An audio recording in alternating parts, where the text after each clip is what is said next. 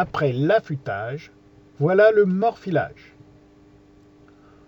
On entend par morfilage enlever la bavure occasionnée par l'affûtage. Si le morfilage manuel demande de l'attention et du temps, il reste pour moi le plus efficace. Pour ce faire, j'ai besoin de pierre à huile de forme, avec une huile non encrassante, la vaseline par exemple. De pierres plus douces, les pierres d'Arkansas, à utiliser avec du pétrole. Et puis, un stap, qui est un cuir souple sur une cale de forme, avec de la pâte à polir.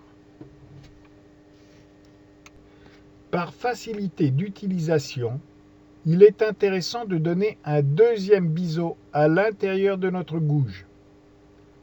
La difficulté étant de respecter un angle constant pendant tout le morfilage, j'utilise une petite cale en bois de 9 cm avec un angle de 15 degrés. J'imprègne ma pierre d'huile, je pose mon outil dans ma main gauche pour les droitiers, je tiens ma cale à l'intérieur de ma gouge, entre le pouce et le majeur. La pointe de ma cale doit se trouver à 1 à 2 mm en dessous du tranchant. Mon outil est ainsi maintenu avec l'index et la paume. En tenant ainsi ma gouge et ma cale d'une main, mon autre main est libre pour manipuler la pierre à huile de forme. Je pose ma pierre sur ma cale et sans quitter la cale, je donne un mouvement de va-et-vient sur le tranchant. Je retourne mon outil. Les pierres à huile étant aujourd'hui plus légères que les outils, j'éprouve plus de sensibilité dans le déplacement de la pierre plutôt que de l'outil. Je tiens ma pierre à huile avec l'index sur le biseau et avec les autres doigts, je donne un mouvement de va-et-vient à ma pierre en fonction du creux de ma gouge. Avec la main qui tient ma gouge, je donne du mouvement à mon outil.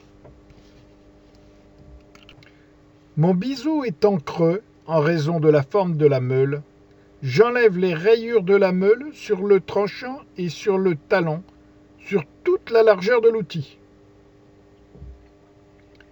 Je répète ces deux opérations à plusieurs reprises, 4 fois, 5 fois, mais de plus en plus légèrement.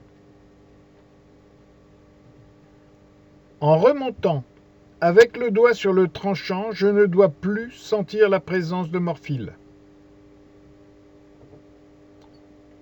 En procédant de la même manière qu'à la pierre à huile, mais avec une pierre plus douce, les pierres d'Arkansas, qui s'utilisent avec du pétrole, j'affine mon tranchant. Notre outil est bien tranchant, mais il le sera encore bien plus avec le passage au stap. J'imprègne le cuir de pâte d'affilage et je tire mon outil sur le cuir. Sur le grand biseau, en respectant l'angle d'affûtage, et sur le biseau intérieur, en respectant l'angle de 15 degrés.